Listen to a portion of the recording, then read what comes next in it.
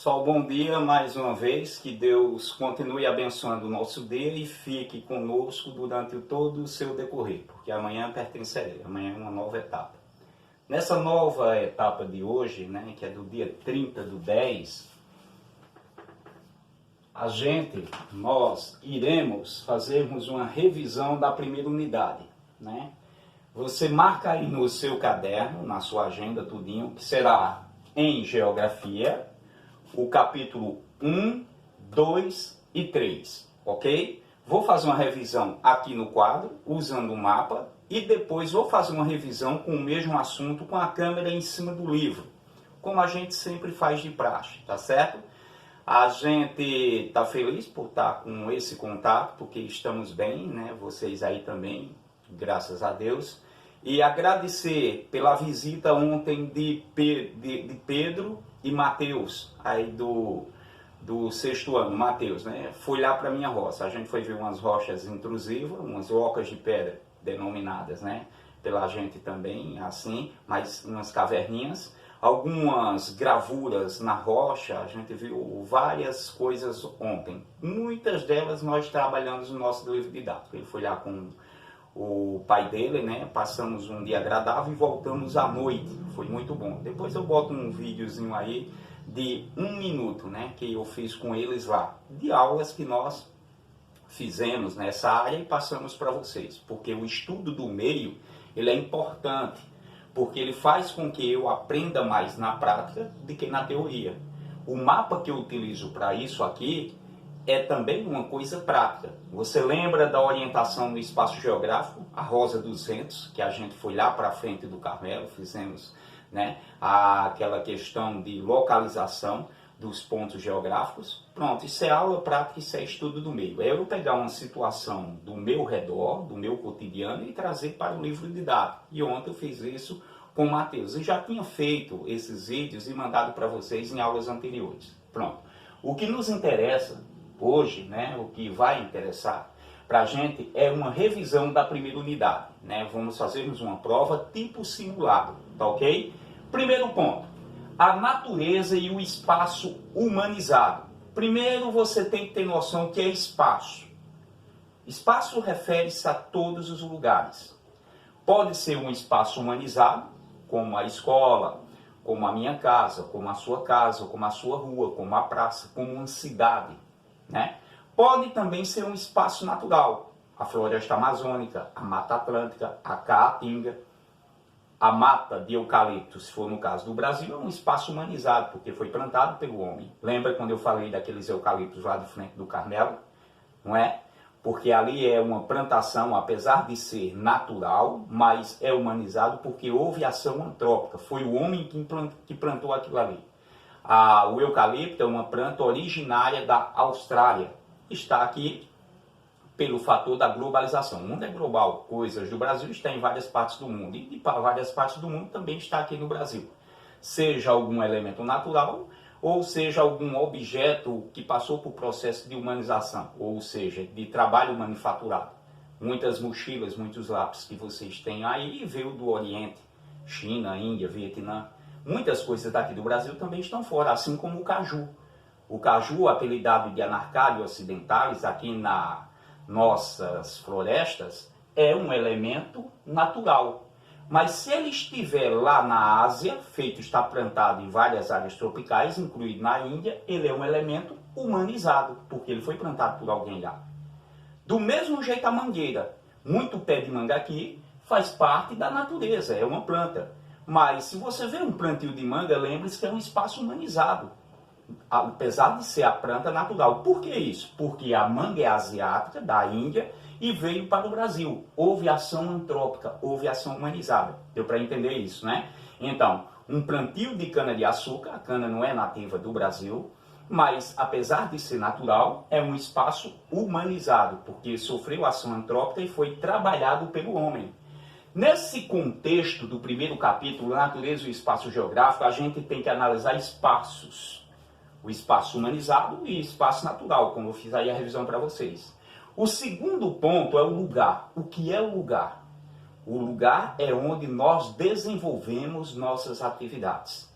Por exemplo, o meu lugar de nascimento, o meu lugar de origem é Barra de Guabiraba, mas eu já fui para outros lugares, até morei lá. E nesses lugares, nossos pais, eu e você, desenvolvemos atividades humanizadas. Construímos, estudamos, né? Fazemos plantações e assim por diante.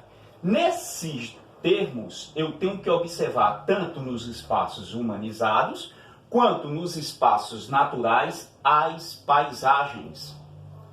As paisagens são de dois tipos: natural e artificial. Humanizada ou aquela que é feita pela natureza. Deixa eu fazer só uma revisão nessa minha fala. Quer dizer, um complemento. Além dos espaços humanizados e espaço natural, existe o espaço digital. É esse seu celular, você tem tudo aqui, ó. É interessante, né? Se você falar pirâmides do Egito, vai sair tudo no Google. Se você disser o que é espaço humanizado, sai tudo lá. Mas nem tudo é correto. Às vezes é bom perguntar, porque tem muita coisa errada lá. Tem muita coisa correta também. Tem de tudo nesse espaço virtual. É o espaço da internet que você utiliza, das redes sociais. Entendeu isso? Então, é um novo conceito dentro desse conceito. E com relação às paisagens, elas estão inseridas em espaços humanizados e em espaços naturais. Existem paisagens naturais e paisagens artificiais. Uma cidade, por exemplo, é uma paisagem artificial. Um plantio de cana, se você ver, é uma paisagem artificial que foi plantado pelo homem, apesar de ser elemento da natureza.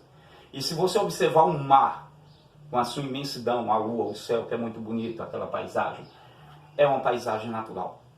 Deu para você entender isso? Você sabe disso? E nós já trabalhamos isso em sala, né? Estamos fazendo um processo de revisão. Antes da pandemia a gente já tinha trabalhado isso, né? Voltamos e ainda estamos por aqui, pretendemos retornarmos, mas o conteúdo continua o mesmo, tá certo?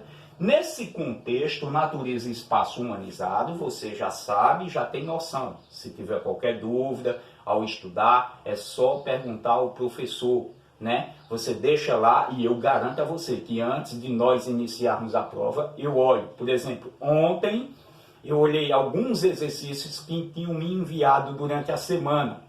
Os do dia, quando me mandam os exercícios anteriores, eu vejo na mesma noite, né?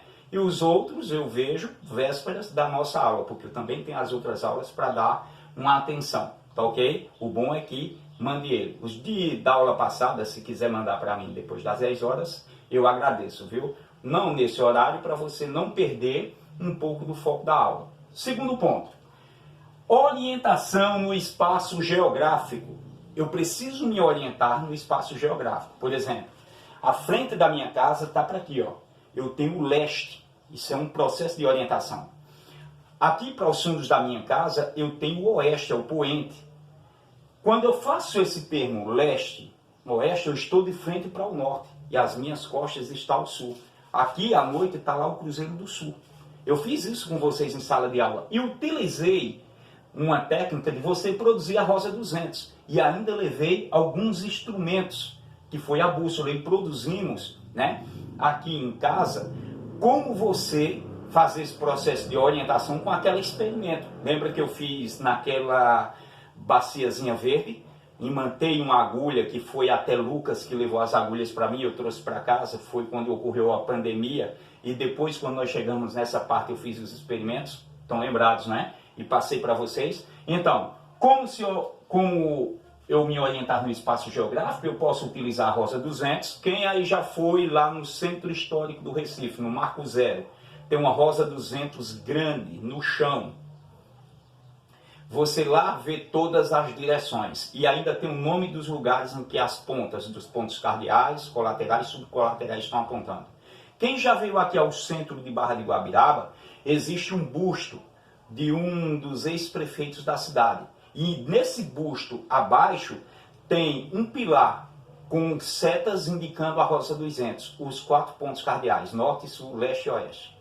Foi uma dica que eu dei no período da construção, pouca gente sabe disso, mas está lá, né? Ainda hoje está de pé, no centro da minha cidade. Eu dei uma dica, o construtor disse, olha, por que você não faz com as pontas referente aos pontos cardeais. Ele falou, o que é isso? Norte, sul, leste e oeste. Ah, entendi agora, pronto. Para descida da cidade é o leste, tem um pontozinho para o poente também, na própria viga. Quem é daqui da minha cidade, vai lá na praça e observa onde está aquele busto de bronze. Aí você tem as costas do busto que está ao norte e ele está de frente para o sul. Não é interessante isso? O ombro esquerdo desse busto está para o nascente. Do busto lá da minha cidade, quem é daqui, só olhar está para o poente. O busto está olhando para o sul e as suas costas estão para o norte. Né? É uma questão de observação. Então, você vai estudar as rosas dos ventos, pontos cardeais, colaterais, subcolaterais.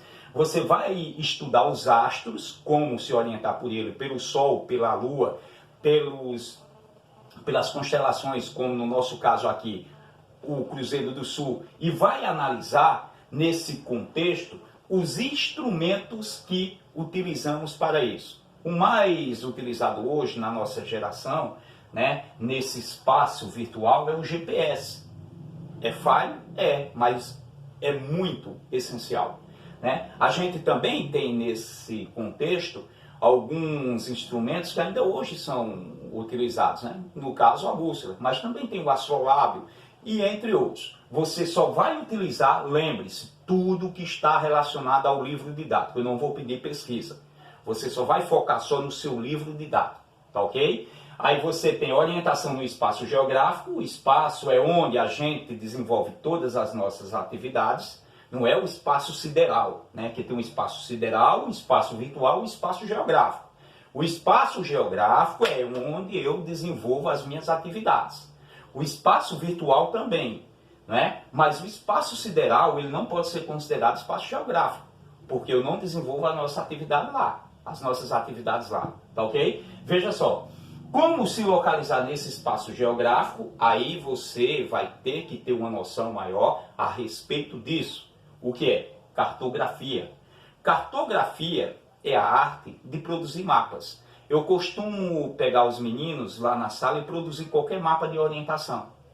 Mando ele fazer o mapa do deslocamento da casa dele até a escola, ele colocando os pontos que existem. Ele vai sair da casa dele, vai passar pela rua Galo Cego, vai subir lá da rua Galo Cego, vai chegar na praça de Dona Maria, né? A praça que Dona Maria pinta a praça lá, limpa a praça, agua as plantas, sobe aqui e passa lá na igreja do Padre Joaquim, né? Aí ele depois sai da igreja, ele entra lá no beco, sobe, ele chegou na escola. Na escola Firmino Pontes. Pronto. Se ele fez esse trajeto aqui, ele colocou esses nomes fictícios que eu falei, ele desenhou um mapa.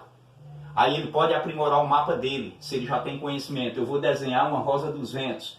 Aqui eu tenho o leste, aqui eu tenho o oeste, aqui eu tenho o norte e aqui eu tenho o sul. Então a casa dele está ao sul e a sua escola está ao norte, propriamente no noroeste. Onde fica o noroeste? Entre o norte e o oeste. Não é interessante isso? Então, é preciso você ser desenhista para fazer o mapa? Não. Se você fizer riscos e conseguir localizar naqueles riscos determinado ponto, você desenvolve a arte da cartografia. A cartografia é uma ciência muito utilizada no mundo, né? Os navios, os aviões, né? Todos os meios de locomoções, indiretamente ou diretamente, eles têm a cartografia como manga de localização e de orientação. E é uma ciência, a ciência de elaborar e de estudar mapas. Elaborei aqui um simples mapa, da casa até a escola. Não é interessante esse processo? É. Observando o desenvolvimento da cartografia, os portugueses nas grandes navegações, as escolas de sabres, que era como se fosse hoje a NASA, né, que até então o mundo conhecido da época era a Europa, o norte da África e parte da Ásia. Não se sabia que tinha a América, nem a Oceania, nem a Antártida. E tinha uma escola de sabres, era como se fosse hoje a NASA, com estudos avançados sobre cartografia, sobre questão de globo, sobre questão de navegação, para descobrir os mundos, os lugares. Era uma coisa avançada para a época. Hoje a gente tem a NASA para tentar descobrir vida fora do planeta, tentar mandar o homem para Marte e assim por diante, mas temos conhecimento do que vai ser encontrado em Marte. Na época das grandes navegações, não se tinha conhecimento do que se encontrava além do grande oceano. Acreditava-se que a Terra era um prato e que depois daquele prato tinha um abismo, por isso que muitas embarcações iam e não voltavam, por conta de naufrágios, comidos por índios canibais. E sempre quando esses navegantes saíam, eles desenhavam o roteiro deles. E ampliando o conceito de cartografia. E graças à cartografia, eu tenho o quê? Eu tenho aqui, observe só, o mapa. Esse mapa que eu tenho hoje foi com o avanço da tecnologia, mas tem mapa de 1500 que é idêntico quase a esse, né? O contorno dos continentes eram feitos pelos navegantes, eles faziam esse contorno cartograficamente perfeito. Nesse mapa, como está ali latitude, longitude e altitude, altitude é a distância do nível do mar ao topo lá em cima. Latitude é a distância em graus da linha do Equador a qualquer ponto da Terra. Está vendo aqui uma latitude, outra latitude e assim por diante. E longitude é a distância em graus do meridiano de Greenwich a qualquer ponto da Terra. Vou me localizar aqui. Se eu estiver perdido no oceano, nesse determinado ponto, vou passar um SOS de socorro, né? Meu navio está naufragando, está com um buraco lá no casco, parecendo com o Titanic, está afundando. Vão pedir a mim qual é a minha localização. Aí eu vou dizer que estou no paralelo 20 e no meridiano 40. Ele vai ter noção de já onde eu estou aproximadamente. O nome disso se chama localização no espaço geográfico. Eu utilizei longitude e latitude para explicar onde é que eu estou. Posso fazer isso em determinadas partes do globo. Essas linhas no globo não existem, são linhas imaginárias. As horizontais eu chamo de paralelo. O principal paralelo é o do Equador.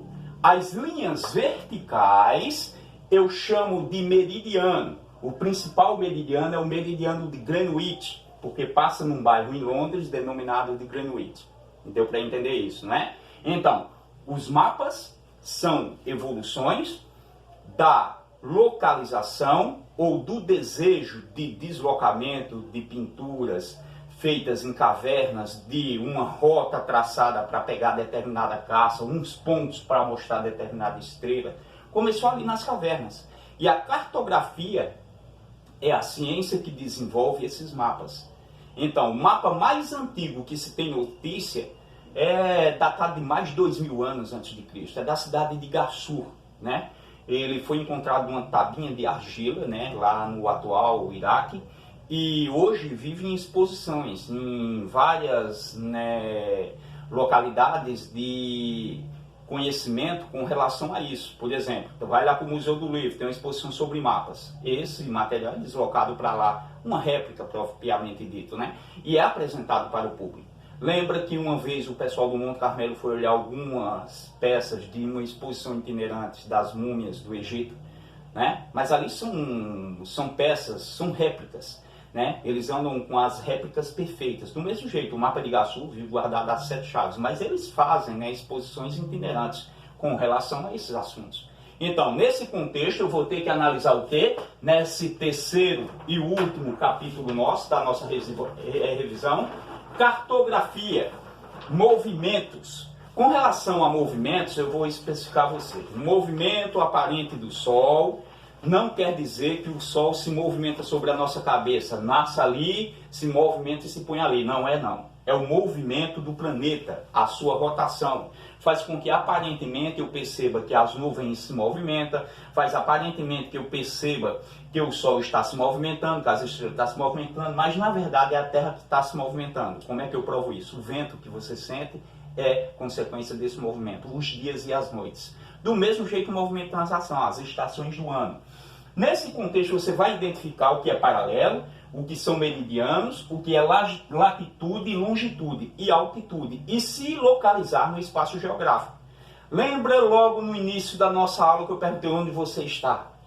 Aí ele está aqui na sala, outro disse o quê? Tá. Lembra daquele debate que eu disse, estou na sala do Monte Carmelo, sítio Nossa Senhora Peregrina, zona rural de Camusim de São Félix, que faz parte do Agreste Central, que faz parte do estado de Pernambuco, que faz parte do Nordeste, que faz parte do Brasil, que faz parte do continente americano, que faz parte do planeta Terra, que faz parte do Sistema Solar, que faz parte da Via Láctea, que é uma galáxia que faz parte do universo. Então eu me localizei no tempo e no espaço. Lembra dessa nossa aula, né? Então, pessoal, vou focar no livro para você ter uma noção do que se estudar.